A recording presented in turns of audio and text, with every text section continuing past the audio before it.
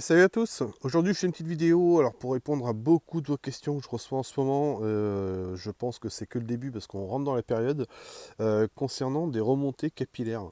J'ai déjà fait pas mal de vidéos, pour ceux qui sont abonnés ils le savent déjà. Là c'est vraiment pour répondre à vos questions. Ça va pas durer 3 heures la vidéo parce que c'est qu'une partie entre guillemets de ce qu'il faut commencer par faire.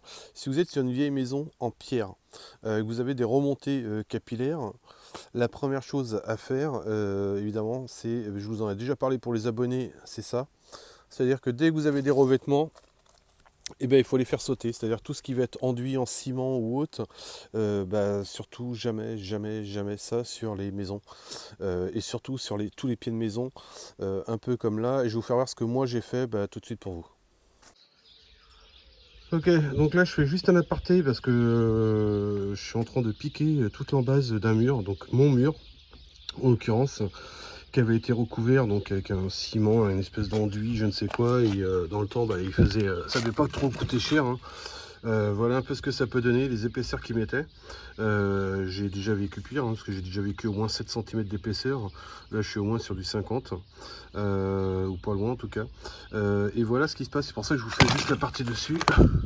Vous voyez un peu? Alors, je sais pas si sur la vidéo, mais on a de la terre vraiment noire, noire, noire. Alors c'est de la terre de surface, hein, qui est derrière la pierre, mais ça en dit long sur l'humidité en fait qui ne peut pas s'échapper.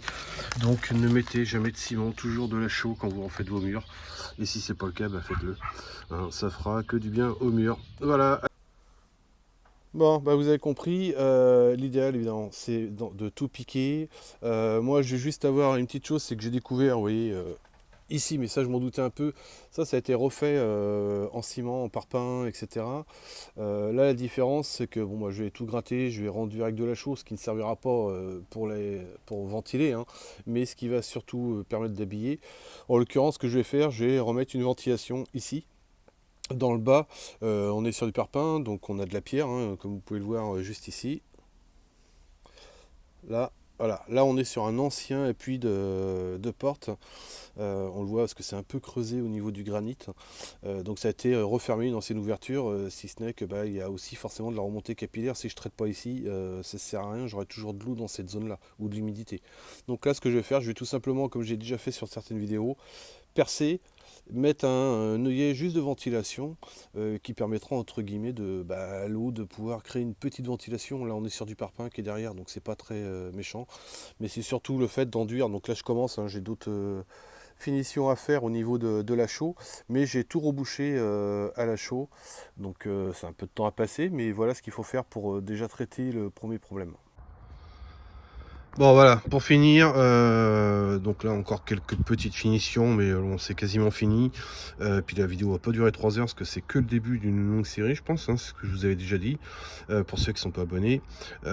Et moi, en tout cas, je termine avec un imperméabilisant dessus, histoire de protéger,